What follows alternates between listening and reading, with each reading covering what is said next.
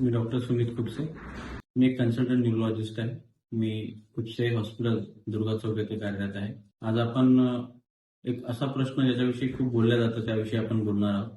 एखादी व्यक्ती विशेषतः स्त्रियांना किंवा महिलेला मिरगी, फिट किंवा अपस्मार ज्याला आपण म्हणतो किंवा वैद्यकीय भाषेत ज्याला एपिलेप्सी म्हणतात, असा त्रास असेल तर अशा व्यक्ती गरोदर राहू शकतात का? त्यांना प्रसूतीसाठी काही त्रास होतो का? किंवा प्रसूतीनंतर त्यांच्या बाळाला काही त्रास होतो का? त्यांना फिट यायचे चान्सेस राहतात का? याविषयी बोलणार आहोत. सर्वप्रथम ज्या व्यक्तींना, ज्यांना कुणाला घरामध्ये किंवा याआधी कधी फिटचा, मिरगीचा किंवा अपस्मारचा दौरा आलेला असेल, अशा व्यक्तींनी मुख्यतः प्रेग्नन्सी प्लॅन करायच्या आधी, म्हणजे जी काही गर्भधारणा आहे ती एक नियोजित गर्भधारणा असावी आणि ती सुनिश्चित करण्याच्या आधी डॉक्टरांचा सल्ला घेणं आवश्यक आहे. भरपूर वेळा गर्भधारणा करण्याच्या आधी आणि नंतर डॉक्टरांचा सल्ला खूप गरजेचा आहे. भरपूर वेळा काही औषधी अशी असतात जी मिरगी किंवा फिटमध्ये आपण घेतो, ती आपल्या जे काही फर्टिलिटी आपण ज्याला म्हणतो, म्हणजे गर्भधारणा करण्यासंबंधीची जी काही पॉवर किंवा शक्ती असते त्यामध्ये कधी कधी काही त्रास उद्भवू शकतो किंवा ज्या व्यक्तींना अशा गोळ्या किंवा औषधं चालू आहेत त्यांना गर्भधारणा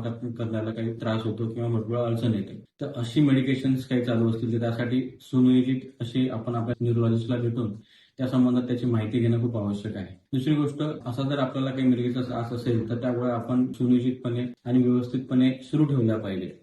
काही गोळ्या किंवा औषधी अशी असतात ज्या मिरगी किंवा फिटसाठी दिल्या जातात, त्यांचा बाळावर परिणाम होऊ शकतो. त्याच्यामुळे जेव्हा आपण गर्भधारणेसाठी विचार करता त्याआधी डॉक्टरांना बोलून त्या बदलून घेणं आवश्यक राहतं. डॉक्टरांच्या सल्ल्यानुसारच सगळ्या गोष्टी कराव्यात आणि डॉक्टरच आपल्याला त्याविषयी व्यवस्थित सल्ला देऊ शकतो. दुसरी गोष्ट, भरपूर वेळा म्हणजे 90% जास्त महिला ज्या व्यवस्थित गोळ्या घेतात आणि ज्यांना एपिलेप्सी, फिट्स किंवा मिरगी किंवा अपस्माराचा त्रास असतो त्यांना एकदम नॉर्मल अशी डिलिव्हरी होते. त्यांच्या बाळाला कुठल्याही प्रकारचा काही त्रास नसतो किंवा कुठलीही इजा होत नाही. थँक्यू.